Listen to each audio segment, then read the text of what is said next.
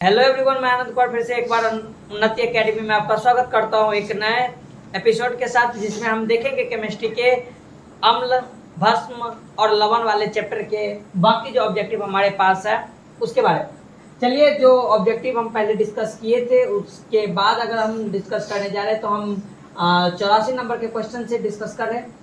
जब हम 84 नंबर के इस क्वेश्चन के बारे में बात करते हैं तो बहुत अच्छा क्वेश्चन है यहाँ पे कि हमारे जो दांत है उस दांत का जो क्षय होता है, यानी दांत का जो इनेमल वाले भाग होते हैं, वो इनेमल वाले भाग के अंदर जो होता है, जब अम्लीय नेचर होते हैं तो अम्लीय नेचर होने के कारण उसका क्षय होने लगता है, हानि होने लगता है। और वो प्रारंभ कब हो जाता है? तो अम्लीय नेचर पे, जब हमारे दांत के अंदर बताया जाता है कि शर्करा की मात्रा बच जाती है, तो शर्करा की मात्रा बचने के कारण ही ऐसा कंडीशन होता है कि हमारे मुंह के अंदर पीएच कम होने लगता है, और पीएच कम होने के बाद जो होता है उसके अंदर वो डीके होने की प्रोसेस स्टार्ट होती है। तो पहला ऑप्शन पीएच का मान 11 से अधिक होगा तो ये नहीं होगा, पीएच 14 से कम हो तो क्षार है, इस कंडीशन में नहीं। उसके बाद बोला कि पीएच का मान 8 से अधिक होगा तो भी नहीं, कहे कि ये तो क्षारीय नेचर है। अम्लीय नेचर पर ऐसा कंडीशन होता है और हमारा पीएच मान कितना होना चाहिए? 5.5 से कम हो जाता है। 85 नंबर का बोलते हैं तो अधिक संख्या में हाइड्रोजन आयन उत्पन्न करने वाले अम्ल को क्या कहते हैं? क्या बोला गया है कि अधिक संख्या में H+ आयन उत्पन्न करने वाले अम्ल को हम क्या कहते हैं? क्या कहते हैं? परवल अम्ल के नाम से जानते हैं, क्योंकि जितना ज्यादा H+ आयन हमें किसी भी कंपाउंड से प्राप्त होगी, अम्लता की गुण उतनी ही ज्यादा बढ़ती जाएगी, और जितनी ज्यादा अम्लता की गुण बढ़ती जाएगी वो उतना ज्यादा प्रबल अम्ल हमारे पास होगा। और हम प्रबल अम्ल के बारे में आपको बता भी थे कुछ उदाहरण, उसको भी आपको याद रखना बहुत ज्यादा जरूरी है। 86 नंबर के क्वेश्चन के बारे में जब बात करते हैं तो लिखा है कि कम संख्या में H+ आयन उत्पन्न करने वाले, ज्यादा अगर बढ़ता है तो प्रबल अम्ल, और कम करेगा तो उससे हम कौन सी जानते हैं? वो दुर्बल अम्ल के नाम से जाना जाएगा। लेकिन क्या बोला कि H+ आयन तो दे रहा है, ऐसा तो नहीं है कि H+ आयन नहीं दे रहा, H+ आयन दे रहा है, इसका मतलब वो प्रबल ना होकर क्या हो जाएगा? वहां पे दुर्बल अम्ल के तौर पे हम उसको जानने का काम करेंगे। चलिए, अगले क्वेश्चन के बारे में जब हम बात करते हैं तो लिखा हुआ है 87 नंबर के क्वेश्चन के बारे में कि जब हम उड़ते हैं तो उड़ने के दौरान वो जो भोजन हमारे पेट के अंदर किसी कारणवश से नहीं पच पाता है और हमारे उस उदर के अंदर अत्यधिक अम्ल उत्पन्न होने लगती है, जिससे उदर के अंदर, उदर का मतलब कुछ नहीं, लंबोदर नहीं, ये पेट जो है ये तोंद बाहर आने को बोला जाता है कि उदर में दर्द और जलन उत्पन्न होता है। और ये जलन और उत्पन्न जो होता है इसमें इसका उपचार किस दुर्बल क्षारक से किया जाता है? तो बताया जाता है कि उस समय हम मैग्नीशियम हाइड्रोक्साइड जो होते हैं उस मैग्नीशियम हाइड्रोक्साइड का यूज करते हैं, और मैग्नीशियम हाइड्रोक्साइड के कारण ही बताया जाता है कि वहां पर वैसा कंडीशन हमें देखने को मिलता है कि वो हमारे जलन को कम कर सके। और इस मैग्नीशियम हाइड्रोक्साइड को एंटी एसिड के नाम से भी हम यूज करते हैं। सोडियम हाइड्रोक्साइड का पीएच लगभग कितना होता है? किसका बात बोला गया है? Sodium hydroxide. अब जब सोडियम हाइड्रोक्साइड के बारे में हम बात करते हैं तो ये सोडियम हाइड्रोक्साइड का पीएच कितना होता है? तो एग्जैक्ट आपके पास, हालांकि ये ऑप्शन थोड़ा सा कंफ्यूज करता है, क्योंकि हम अगर डायरेक्ट रहता है कि सोडियम हाइड्रोक्साइड क्षार है, और क्षार होने के कंडीशन में एक का जो ऑप्शन होना चाहिए वो क्षार का होना चाहिए और बाकी का अम्ल का या उदासीन का होना चाहिए, लेकिन ऐसा कुछ भी यहाँ पे नहीं शो किया गया। तो एग्जैक्ट जो दिया जाता है वो बोला गया है 13 इसका एग्जैक्ट वैल्यू होता है। जठर रस का पीएच मान क्या होता है? तो अब ये क्वेश्चन देखिए, इस क्वेश्चन को करने का टेक्निक है, इस क्वेश्चन को करने का टेक्निक क्या है कि हम ऐसे, अगर हमको याद एग्जैक्ट नहीं है तो हम ये बात जानते हैं कि जठर रस जो होते हैं वो उसके अंदर HCl रहता है, और HCl जो होता है एक अम्ल है, और अम्ल अगर है तो उसका पीएच हमेशा आपको कितना? 7 से कम मिलेगा। अब जब इस कंडीशन के अंदर हम जाते हैं तो हमारे पास जो 7 से कम होना चाहिए वो आपका क्या होगा? इसका आंसर होगा। ये हमें अपने कॉमन सेंस से भी पता चलता है। ताजे दूध का पीएच 6 होता है और दही बन जाने पे पीएच क्या परिवर्तन होता है? अब देखिए, यहाँ पे दो चीज आपको बताएगा, एक तो पीएच बता दिया गया है दूध का कितना 6, और दूसरा ये भी बताया गया है कि दही, तो 6 से क्या होना चाहिए? कम होना चाहिए, तो उसका पीएच हमेशा इसमें क्या होगा? घटने का काम करेगा। जब इसके बाद अगले क्वेश्चन 91 के बारे में हम डिस्कस करते हैं तो देखिए 91 क्या बोल रहा है? 91 कह रहा है कि इनमें से कौन सा एक संश्लेषित सूचक है? संश्लेषित सूचक का मतलब कि हमारे पास इन जनरली बताया जाता है कि जो बनाया जाता है, जो हम लोग के द्वारा बनाया गया वो सूचक का अगर बात करते हैं तो इसमें मैथिल ऑरेंज ये जो होते हैं ये संश्लेषित सूचक नहीं होते हैं। न हल्दी हमारा ये प्राकृतिक सूचक के तौर पे जाना जाता है, लाल पत्ता गोभी प्राकृतिक सूचक के तौर पे जाना जाता है, और लिटमस पत्र जो होता है ये हमारा क्या होता है संश्लेषण वाले सूचक के क्वेश्चन क्या बोला गया है कि लिटमस विलयन बैंगनी रंग का रंजक होता है जो निकाला जाता है किसके अंदर से, तो लाइकेन जो होते हैं इस लाइकेन से इसको प्राप्त करने का काम करता है। और लाइकेन जो यहाँ पर है ये एक आपका सहजीविका का भी उदाहरण होते हैं, कवक और शैवाल के बीच में ये सहजीविता भी दिखाने का काम करता है, और पोल्यूशन इंडिकेटर के तौर पे भी हम इसका यूज करने का काम करते हैं, यानी जहां जहां आपका प्रदूषण होता है उस जगह पे हम इसका यूज नहीं कर पाते। किसका, लाइकेन के पौधे से निकाला जाता है। कौन सी, लिटमस पेपर पे जो रंग आता है वो कैसा आता है, बैंगनी रंग का। जल में अम्ल मिलाने पे हाइड्रोजन आयन की मात्रा में क्या परिवर्तन होगा। अब आप ही बताइए ना कि जब जल के अंदर हम क्या मिलाएं, अम्ल मिलाने के पास हमें क्या आएगा, हाइड्रोजन प्लस आयन, और जब हाइड्रोजन प्लस आयन इसके अंदर आएगा तो हम बताए थे कि यहाँ पे बन जाता है क्या, हाइड्रोनियम आयन। क्या बन जाता है दोस्तों, हाइड्रोनियम आयन। और हाइड्रोनियम आयन यानी H+ का मात्रा क्या होता है वहां पर बढ़ने का काम करता है। आगे वाले क्वेश्चन के बारे में जब हम बात करते हैं तो अगला क्वेश्चन हमारे पास देखिए क्या है, 54 नंबर के क्वेश्चन के बारे में जब बात करते हैं तो 54 नंबर का क्वेश्चन है कि जल में अम्लीय या क्षारीय विलयन चालन करते हैं, जल में अम्लीय या क्षारीय विलयन चालन करते हैं किसका, आयन का, इलेक्ट्रॉन का, विद्युत कोई नहीं, तो किसका करता है, आयन का, चाहे वो H+ आयन हो या चाहे वो H+ आयन हो, तो इसका क्या करता है वहां पे चालन करते हैं।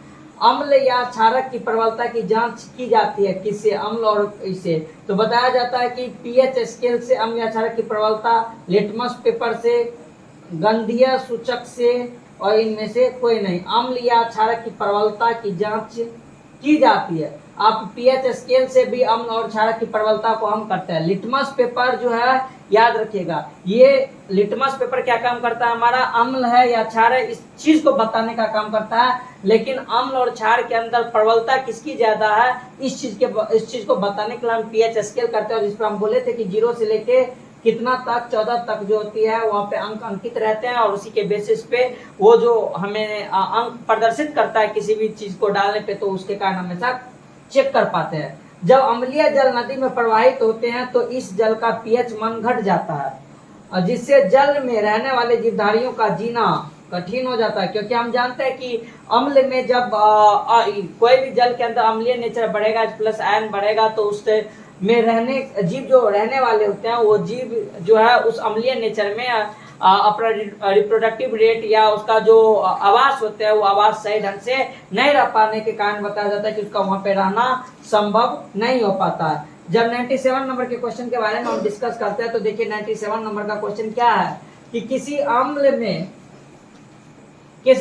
मुख्य रूप से एक परमाणु अवश्य मौजूद रहता है जो धातु से अभिक्रिया कर एक गैस उत्पन्न करता है, यानी किसी अम्ल में मुख्य रूप से एक परमाणु अवश्य मौजूद रहता है जो धातु से अभिक्रिया करके हाइड्रोजन गैस, दोस्तों कौन सा गैस, हाइड्रोजन गैस को क्या करने का काम करता है, मुक्त करने का काम करता है। 98 नंबर के क्वेश्चन में नेटल एक शक्य पादप है, यानी झाड़ी वाला पादप है, झाड़ी से हमें प्राप्त होती है, और इसके छू जाने पर डंक जैसा दर्द महसूस होता है। इस दर्द का उपचार किस पौधे की पत्ती, डंक वाले, ये एसिड निकालने का काम करता है दोस्तों, और एसिड को हम भस्म के थ्रू, किसके थ्रू, भस्म के थ्रू हम क्या करते हैं, खत्म करते हैं। तो इसमें नीम की पत्ती एक ऐसी कंडीशन है जिसके कारण हम उसको क्या करते हैं, खत्म करते हैं, अदरवाइज हम उसको खत्म नहीं कर पा सकेंगे। तो इसका आंसर जो जाएगा वो क्या जाएगा, नीम की पत्ती। 99 नंबर के क्वेश्चन में बोला जा रहा है क्या कि अपच, यानी जो वही खाने के बाद, हुरने के बाद अगर नहीं पच पाया तो उसके लिए जब पेट दर्द करता है तो हम डॉक्टर के पास जाते हैं उपचार कराने के लिए।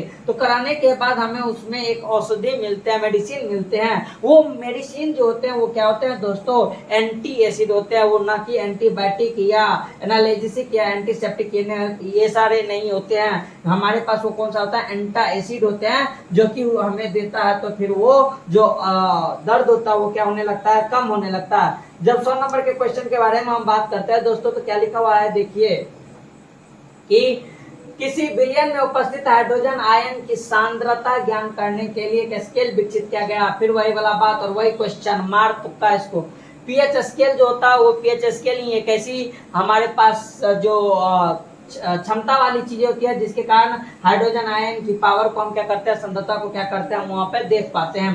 अगला क्वेश्चन है पीएच स्केल का शून्य किस चीज को दिखाता है? अधिक अम्लीयता। पीएच अगर 0 है स्केल पर तो वो क्या है दोस्तों, अधिक अम्लीयता को प्रदर्शित करने का काम करता है। जबकि 102 नंबर के क्वेश्चन के बारे में बोल रहे हैं तो किस विलयन में हाइड्रोजन के आयन के विभिन्न सांद्रता भिन्न भिन्न रंग में प्रदर्शित करने के लिए एक सूचक की आवश्यकता होती है, उसे हम क्या कहते हैं दोस्तों, तो बताया जाता है उसे हम सार्वभौम सूचक के नाम से जानने का काम करते हैं।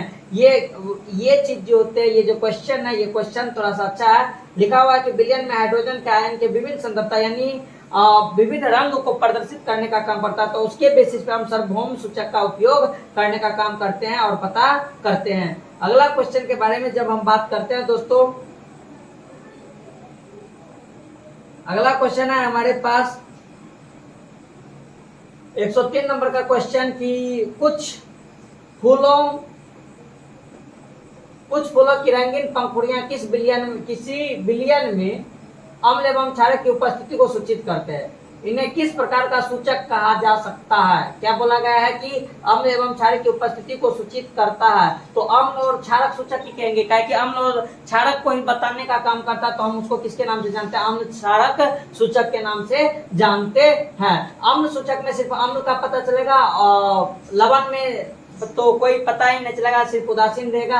अम्ल सूचक अम्ल का बताएगा, क्षारक सूचक क्षारक को बताएगा, और ये जो है वो दोनों कंडीशन को बताएगा। नींबू के रस का पीएच मान लगभग कितना होता है? ये क्वेश्चन भी आता है, ये क्वेश्चन आता है, लेकिन इस क्वेश्चन को करना आसान है। नींबू का रस अगर बोला गया है तो हम जानते हैं सिट्रिक एसिड उसके अंदर पाया जाता है और अम्ल है वो, और अगर अम्ल है तो वो 7 से कम होगा, और जब 7 से कम होगा तो इसके अंदर देखिए आपके पास बी ऑप्शन ही ऐसा दिख रहा है जिसके अंदर वो आपका क्या होता है, कम दिखाई दे रहा है। जबकि इसमें मधुमक्खी के डंक मारने पर किस पदार्थ से उपचार करना लाभदायक है? मधुमक्खी के डंक किसी का भी हो, उससे निकलने वाला जो पदार्थ होता है वो अम्ल होता है, जिसके कारण हमें प्रॉब्लम होती है। तो बताया जाता है कि इसके अंदर हम किसका, तो बेकिंग सोडा जो होता है ये क्षार होते हैं, और इस बेकिंग सोडा का हम लोग वहाँ पे यूज करते हैं, और बताया जाता है कि इसके द्वारा हम वहाँ पे अपना ट्रीटमेंट करते हैं। 106 नंबर के क्वेश्चन, टार्टरिक अम्ल निम्नलिखित में से किसमें पाया जाता है? कौन सा अम्ल बोला गया है? टार्टरिक अम्ल।